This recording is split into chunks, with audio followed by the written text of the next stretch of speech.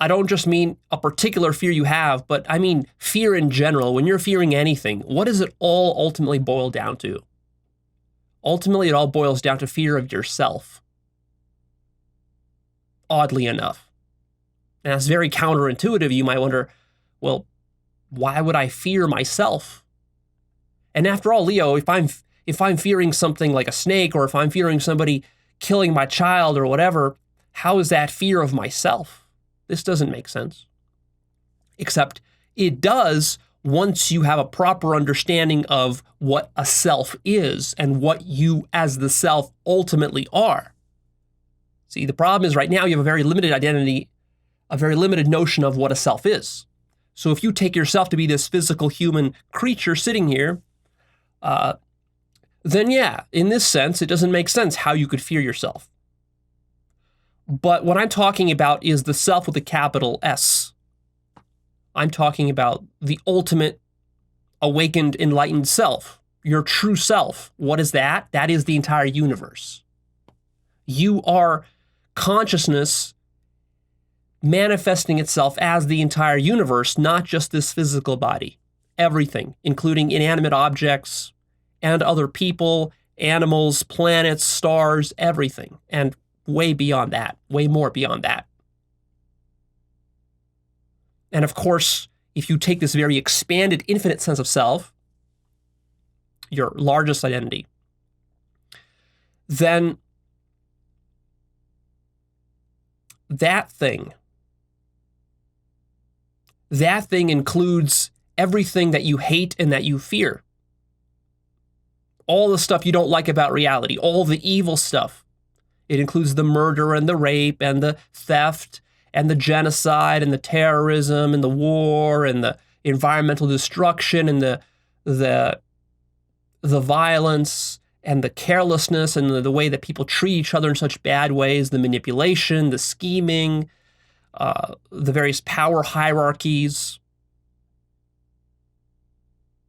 giant corporations, religions, cults, closed-mindedness, all of that evil shit that you don't like about the world, that you're afraid of, and that you want to keep at an arm's length away from you. All of that is yourself. Now, of course, that's still not all of yourself. That's just a little part of yourself. You're much, much bigger than all of that. But that's what you're ultimately terrified of. See, consciousness is terrified of itself. Because what consciousness is it's infinite. It's everything. It's unlimited, which means it's the good and it's the bad. It's the beautiful and it's the ugly. It's all dualities. It's everything you can imagine and much, much more. And since in the end, the highest truth is oneness or non-duality, that means that nothing exists but you. The self is the only thing that exists. You do this work long enough, you become conscious enough, you realize that there's nothing in this universe but you because you're the entire universe. And so due to this, all fear ultimately boils down to self-fear. What you fear is your own scope. Your own infinite scope terrifies you.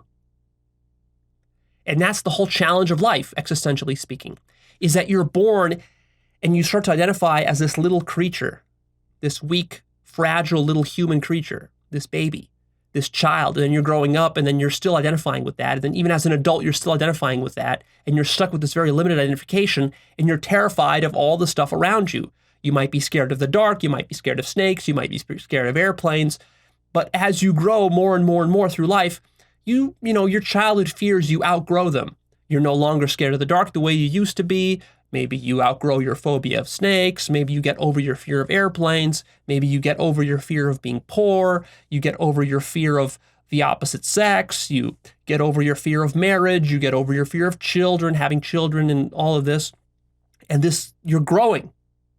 You're experiencing more of life and you're coming to accept more and more of it until you reach a point where you realize it's not just that you're becoming less fearful. It's that what's actually happening that entire time is that your identity is expanding and expanding and expanding, and you're accepting more and more and more of reality as it actually is, rather than denying it or resisting it or rejecting it or judging it or hating it. You're embracing more and more of it until finally you realize that what you really are is you are infinity itself, the infinite universe itself. You are all of the stuff that you hated and were afraid of. And at this point, what happens is that the distinction between self and other disappears.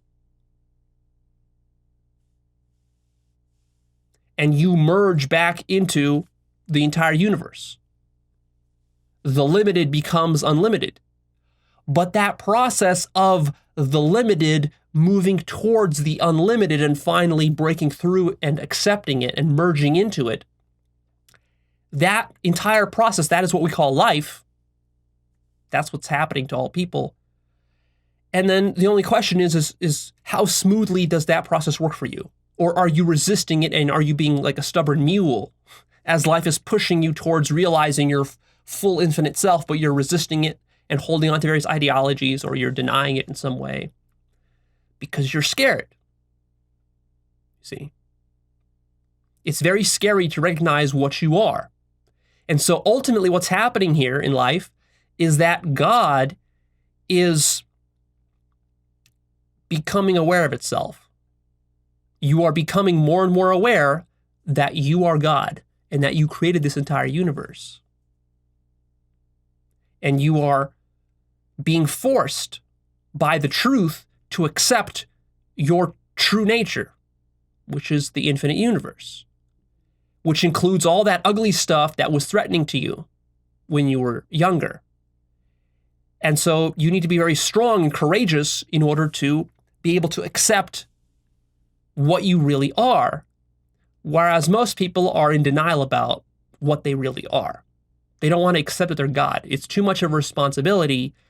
It's too threatening. It's too scary to their limited little identity. And so for most people, what they have is they have a very fixed sense of other. There's like myself, and then there's the other out there. And, myself doesn't just include my body, but it includes my family, my tribe, my nation, my religious identity, my culture, and all that. And then everything that's not that is other. And then that's what's being defended. And so fear arises precisely because that sense of other has been created. But see, to realize that you are God means that you have to shed this notion or sense of other. And that's what life is all about. How you define self versus other. And this, we're told that this is a physical thing, that there's a physical boundary between myself and then the other. But of course, this is purely an imaginary boundary. And that's the thing that freaks you out to discover. This is why when people take psychedelics and that boundary between self and other is dissolved, it scares them. It scares the shit out of them. They think they're going crazy. They think they're losing their mind. They think they're having some sort of psychotic break. You're not having a psychotic break. Actually, your psychosis is thinking that there is a difference between you and other. That's the psychosis. The truth is that there is no such difference. But that's very scary. So as it turns out, fear of self is identical to fear of other, is identical to fear of reality, is identical to fear of God, is identical to fear of consciousness, is identical to fear of truth, and it's identical to fear of love. Because all those things ultimately are identical. And that's what you really fear. You fear the enormity of what you are, because what you are is so epic and so enormous that it's difficult for consciousness to accept itself, going from the very limited form to the totally unlimited form. So ultimately, how do you transcend fear? By expanding your sense of self. And that's what this work ultimately boils down to. That's all we're doing throughout all these videos, is we're trying to expand your sense of self. And as you do that, you should fear less and less. Until finally you reach a point where the difference between self and other completely collapses.